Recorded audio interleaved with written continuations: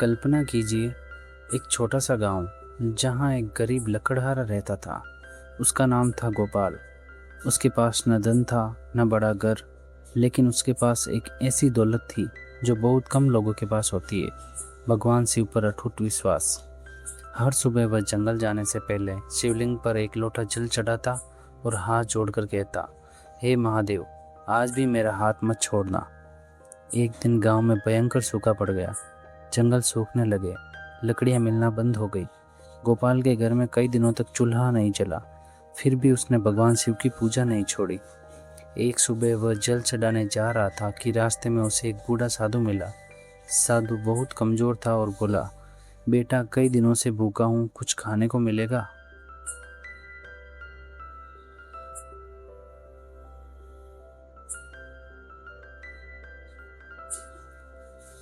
गोपाल के पास एक सूखी रोटी थी, वही उसके पूरे दिन का सहारा थी। उसने बिना एक पल सोचे वह रोटी साधु को दे दी।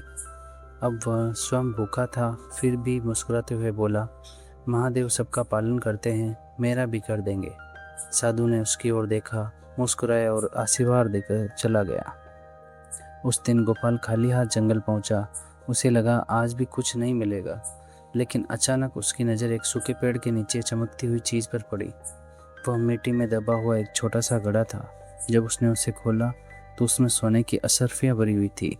गोपाल की आंखों में आंसू आ गए। उसने तुरंत हाथ जोड़कर कहा, महादेव, यह आपकी कृपा है।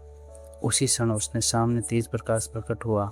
उस प्रकाश से भगवान शिव और माता पार्वती के दिव्य दर्शन हुए।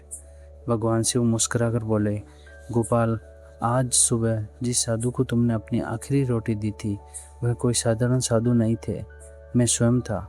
मैंने तुम्हारी श्रद्धा और निस्वार्थ सेवा की परीक्षा ली। तुम परीक्षा में सफल हुए। गोपाल भगवान के चरणों में गिर पड़ा। महादेव बोले, याद रखो, जो मनुष्य बिना स्वार्थ के दया करता है, जो कठिन समय में भी अपना विश्वास नहीं खोता, उसकी रक्षा स्वयं भगवान करते हैं। उसी दिन के बाद गोपाल ने उस धन का उपयोग केवल अपने लिए नहीं, बल्कि गांव के गरीबों, भूखों, जरूरतमंदों की सेवा में किया। उसका जीवन सुख, सम्मान और भक्ति से भर गया।